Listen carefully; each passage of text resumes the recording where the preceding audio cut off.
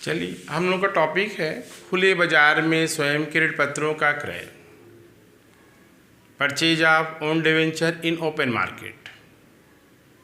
एक कंपनी जब पब्लिक से बारो करती है, उधार लेती है, ऋण लेती है, तो जिस माध्यम का प्रयोग करती है उस माध्यम को ही हम लोग डिवेंचर या बॉन्ड कहते हैं।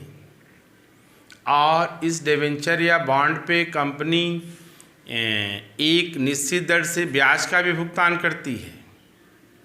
तो डिवेंचर के माध्यम से कलेक्ट की गई पूंजी की सबसे बड़ी विशेषता यही होती है कि सर पूंजी के साथ साथ पीछे पीछे एक शॉर्ट टर्म या करेंट लायबिलिटी भी आती है। मतलब पूंजी तो ले आए हैं, अभी माल बिका या न बिका, आपको ऋण पत्रों पर ब्याज का भुगतान करना ही है आप। तो ऐसे कैपिटल को कंपनी क्या करती है, कम करने की कोशिश या इनको रिडीम करने की, इनका शोधन करने की हमेशा कोशिश करती है कि जैसे इनका पैसा वापस करो ताकि वो करेंट लायबिलिटी, चालू दायित्व हमारा धीरे धीरे समाप्त हो जाए। ऐसे पूंजी की व्यवस्था करो जिससे कि कोई नया हम लोगों का कोई लायबिलिटी अकर न हो। तो यदि कंपनी डिवेंचर इशू करती है तो उसका रिडम्पशन भी कर देती है। तो रिडम्पशन कब करती है, या तो रिडमेबल डिवेंचर है तब तो सर उसका डेट लिखा होगा किस डेट पे आप रिडम्पशन करना है, 10 साल बाद, 15 साल बाद, या नहीं लिखा है तो कंपनी के समापन पे करना है। तब तो दोनों कंडीशन में आप कंपनी फंसी। एक तो कंपनी के समापन पे होगा तब तक हमको ब्याज देना पड़ेगा और वो पैसा लेने नहीं आए तो, और दूसरा है यदि उसको हमने 10 साल के लिए समय दिया है कि 10 साल के अंदर आपको हम पेमेंट करेंगे, 2040 में, तब तो 2040 से 25 जो भी है, तब तो सर हमको क्या करना होगा, उतने डेट तक का ब्याज देना होगा। तो कंपनी क्या करती है, अपने ब्याज को बचाने के लिए या करेंट लायबिलिटी को रोकने के लिए या अपना ही ब्याज ऐसा उपाय करती स्वयं ही ले लें। तो इसके लिए क्या करती है, मार्केट में सर्च करती रहती है, ये देखती है कि हमारा डिवेंचर मार्केट में कौन बेच रहा है। मैं सबको पैसे की ज़रूरत पड़ती है, हमारे पास तो तभी आएगा जब उसका रिडम्पशन का डेट होगा, उसके पहले तो आ नहीं पाएगा। तो वो सब मार्केट में बेचते हैं। तो कंपनी क्या करती है, अपने ही डिवेंचर को ओपन मार्केट से परचेज करने की कोशिश करती है और परचेज करके उनका वहीं पे रिडम्पशन कर देती है। जैसे हमारा कोई डिवेंचर है मार्केट में बेच रहा है, 5 लाख का है, 10% ब्याज है, तो जैसे वो बेच रहा है तुरंत अपना डिवेंचर हम खुद खरीद लेते हैं, कंपनी खुद खरीद लेती है। ऐसे कंडीशन में जो ब्याज उसको देना है वो ब्याज हम खुद कंपनी लेती है, या उसको हम कैंसिल कर देते हैं, ब्याज लेने देने का हिसाब ही समाप्त कर देते हैं। डिवेंचर खरीदा और कैंसिल कर दिया, यानी कि डेब्ट वाली कैपिटल हमने क्या किया, वापस कर दिया। तो एक रिडम्पशन का, डिवेंचर की रिडम्पशन का ये भी एक माध्यम है कि ओपन मार्केट से आप डिवेंचर परचेज करके अपने ऋण पत्रों का शोधन कर सकते हैं। इसके अलावा और भी मेथड हम लोगों का है, लमसम मेथड हम लोगों का है, एनुअल इंस्टॉलमेंट मेथड है, बाय कन्वर्जन है, आफ्टर ए सर्टन पीरियड है, जिसमें हम लोगों का है sinking fund, non sinking insurance policy, उसी मेथड हम लोगों का है। तो रिडम्पशन करने का एक माध्यम यह भी है कि सर ओपन मार्केट से अपने डिवेंचर को खुद परचेज कर लीजिए। सबसे अच्छा उपाय यही है, कंपनी जब चाहे सर्च करती रहती, जब भी कोई बेचने आता कंपनी क्या करती है, खुद जल्दी से परचेज कर लेती है। कोई भी कंपनी या कोई भी व्यक्ति कोई भी काम करता है तो उसके पीछे अपना एक उद्देश्य जरूर होता है, कोई पर्पज जरूर छुपा रहता है, कुछ लाभ हानि जरूर छुपे रहते हैं। तो जब कंपनी ओपन मार्केट से अपने डिवेंचर को परचेज करती है तो नॉर्मली इसके 2 पर्पज होते हैं। एक होता है हम लोग का है for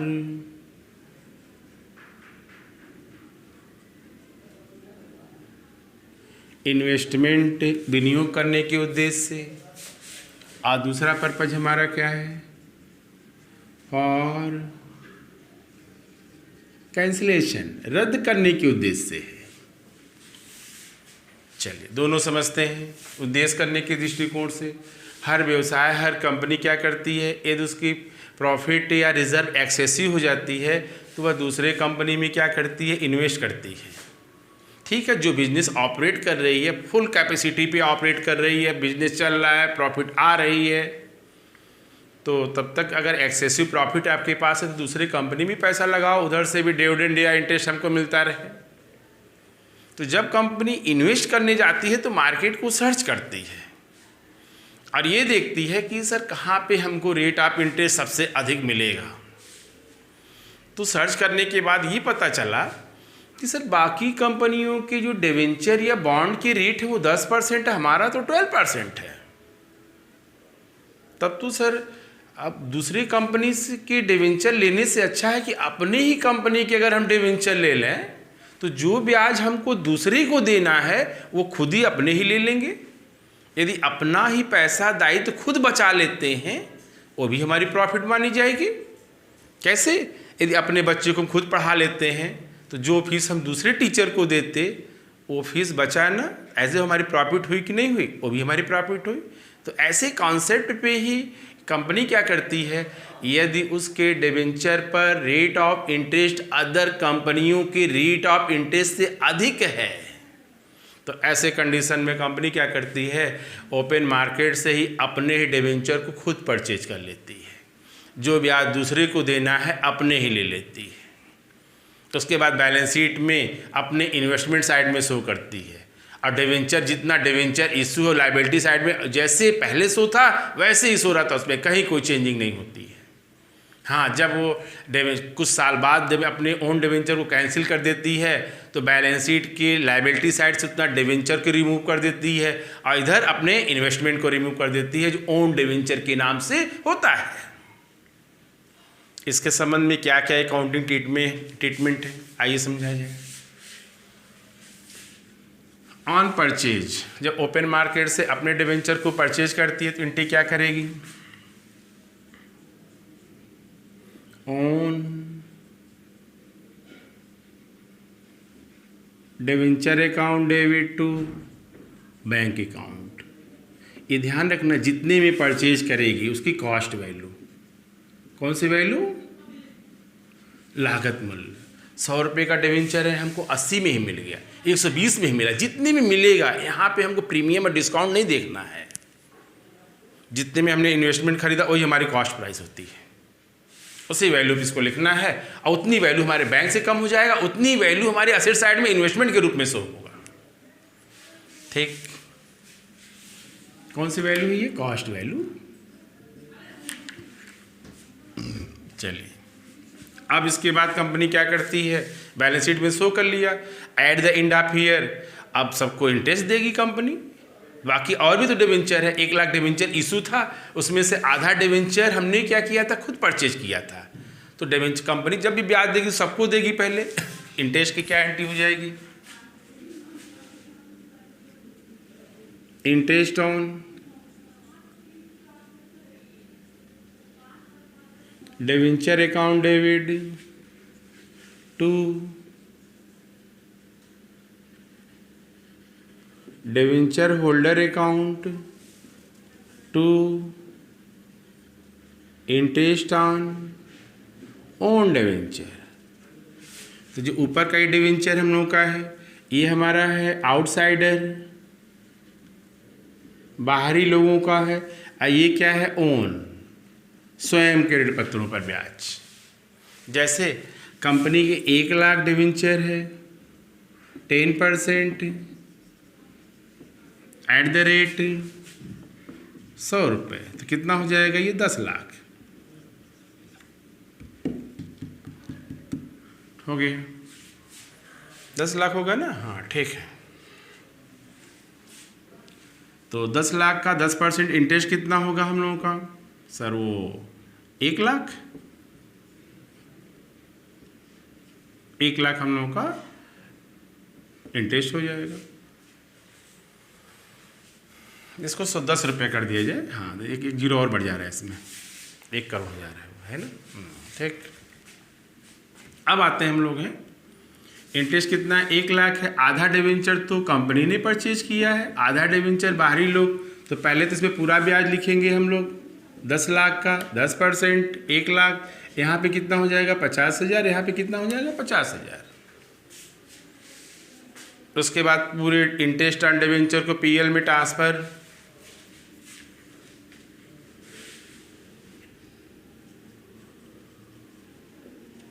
statement of profit and loss debit कितना है total 1 lakh to interest on debenture account, ये ध्यान रखिएगा होल अमाउंट पूरा टोटल इंटरेस्ट। इसके बाद इसमें से जो अपना है अपने पीएल में रिवर्स, तो एक बार क्रेडिट तो एक बार डेबिट हो जाएगा। ऑन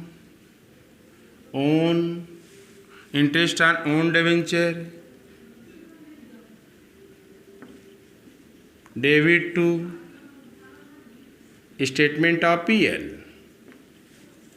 कितना हो जाएगा यहाँ पे, ये तो 1 लाख, ये 50,000 और ये 50,000। इस तरह एक कंपनी अपने डिवेंचर में जब तक इन्वेस्टमेंट के रूप में रखेगी अपने बैलेंस शीट में, तब तक ये इंटरेस्ट की एंट्री ऐसे करती रहेगी।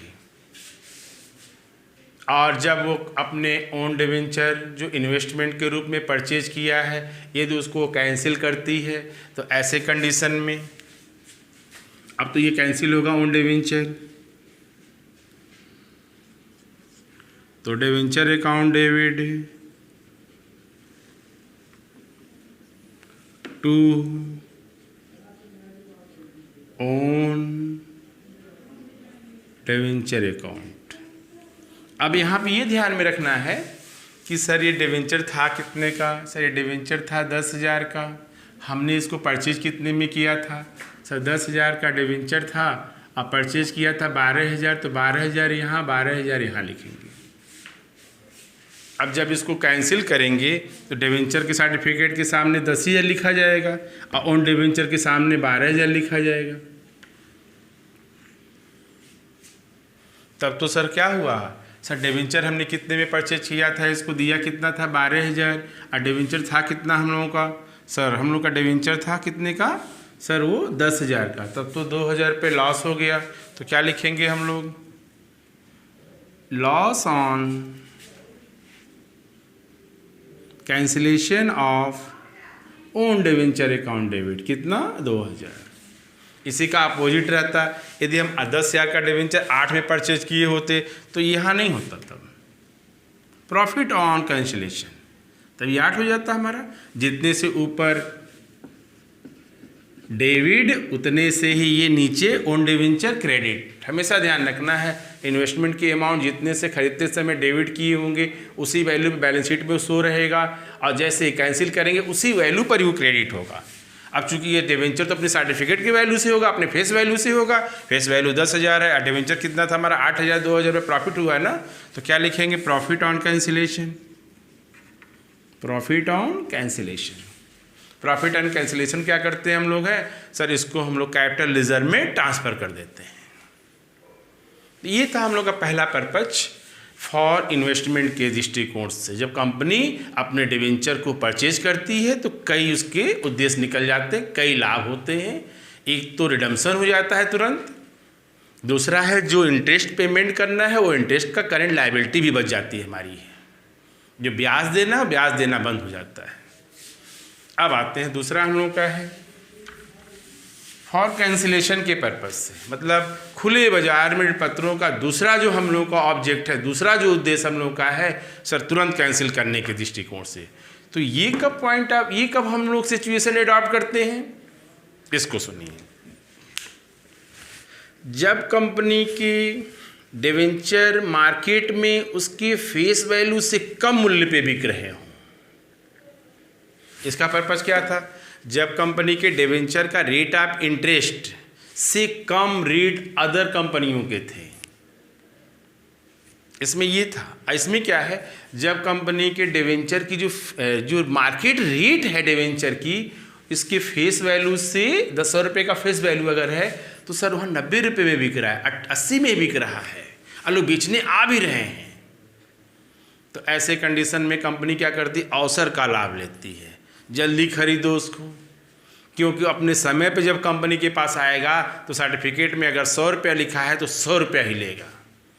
अभी क्या है, वो 80 रुपये में बिक रहा है, तो कंपनी क्या करती है, इमीडिएटली कैंसिल करने के लिए अपने डिवेंचर को ओपन मार्केट से परचेज कर लेती है। तो यदि कंपनी तुरंत रद्द करने के दृष्टिकोण से अपने पत्रों को परचेज करती है तो ऐसे कंडीशन में भी कंपनी के डिवेंचर का रिडम्पशन हो जाता है और कंपनी को तत्काल कुछ फायदे भी हो जाते हैं। तब क्या एंट्री होती है, तब तो इन्वेस्टमेंट का कोई नाम निशान तो है नहीं। डिवेंचर लिया, पेमेंट किया, लाभ हानि तुरंत अपना यहीं पे डिसाइड कर लिया, तो एंट्री क्या हो जाएगी हम लोगों की,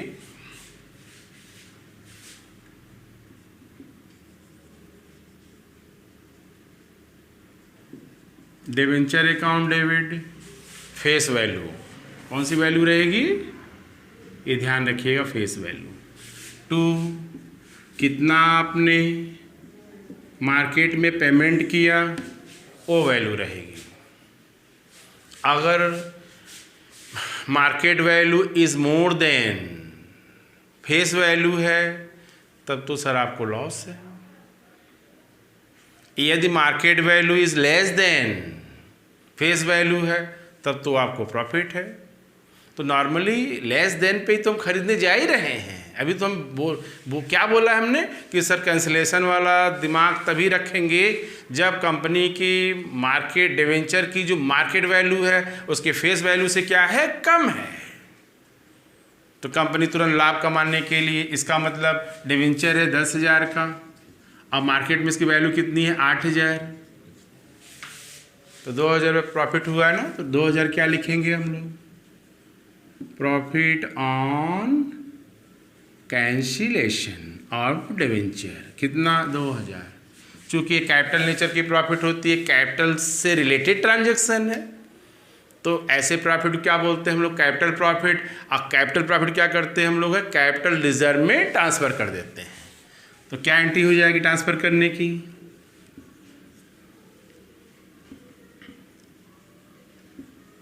profit on cancellation account debit to capital reserve account, कितना, 2,000 रुपये। ये हमारे थे दोनों सिचुएशन, एक कंपनी का ओपन मार्केट से अपने डिवेंचर के परचेज करने का प्रोविज़न अकाउंटिंग पर्पज। एक कंपनी जो है ओपन मार्केट से भी अपने डिवेंचर को परचेज करके अपने डिवेंचर का रिडम्पशन कर सकती है, रिडीम कर सकती है, अपने लायबिलिटी से मुक्त हो सकती है। दो लायबिलिटी, एक करेंट लायबिलिटी से भी मुक्त हो जाती है और एक लॉन्ग टर्म लायबिलिटी से भी मुक्त हो जाती है। तो ये टॉपिक हम लोग का कंप्लीट होता है, purchase of own debenture in open market for investment and for cancellation के पॉइंट ऑफ व्यू से। वीडियो अच्छा लगे ज़रूर लाइक कीजिए। Thank you.